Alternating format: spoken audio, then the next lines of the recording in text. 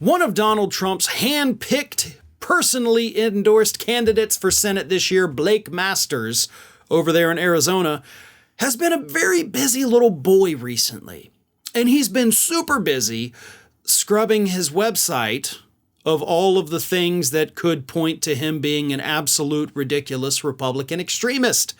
For example, last week, of course, the news came out that he had miraculously scrubbed all of the anti-abortion stuff off of his website. You know, he realized that that doesn't play well with voters and that a majority of people in this country, including majority of Republican voters, actually support the right to have an abortion. So he was like, I'm going to go ahead and get rid of all of this. But it didn't stop there, apparently. Because in just the last couple days, other sections of his website have gone missing, including one where he said that this country would be a heck of a lot better if Trump had won in 2020. I mean, that's not even technically a controversial claim. That's what Republicans believe. But he said, you know what? Even that might be a little too risque. So we're going to get rid of that off the website too.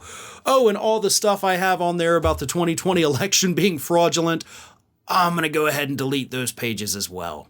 Which, yes, as of August 26th, all of those pages from his website have mysteriously gone missing. You can't find them. They don't exist, folks. Blake Masters just wants people to think now that, of course, he's secured his primary victory, he's just your normal, average, run-of-the-mill Republican. I don't believe any of the crazy things out there. You can't find it on my campaign website, that's for sure, right? Nobody's taken screenshots of those, have they? Except, of course, they have. And you can easily find those, so it's not like you actually even did a good stealth job of getting rid of these things because they exist on the internet forever in one way or another. So Masters, in trying to undo this damage of being seen as an extremist, is now seen as both an extremist and a coward. Because you believe these things, but you don't want people to know you believe in these things because you're a coward. If you believe in it, just own up to it. Let the voters decide from there what they want to do.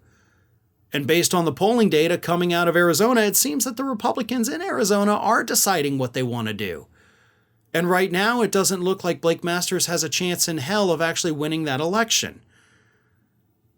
Democratic opponent, the incumbent Senator Kelly, doing very well in the polling data.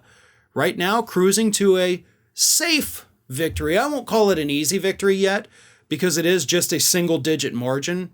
He's not beating Blake Masters the same way Federman is beating Dr. Oz up in Pennsylvania, but he's got a good lead. So that's what's worrying Masters. But you got to be careful, Masters, because again, you're a Trump-backed candidate. Trump made you. So if you're deleting all this stuff where you're defending Donald Trump, where you're repeating his big lies, saying the country would have been better if he would have won, that's not existent on your site anymore, you run the risk of pissing him off. And if you piss him off, then you're going to piss off the MAGA freaks in your state. They may stay home, which of course will easily hand the victory over to Mark Kelly.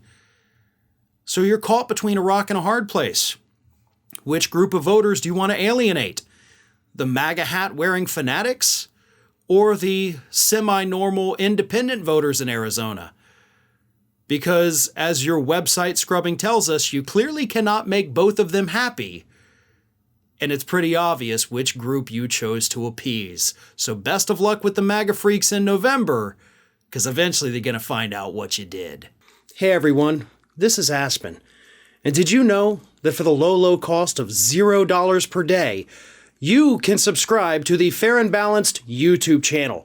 We also encourage you to like, comment, and share. But again, click that subscribe button and help Aspen not be so grumpy.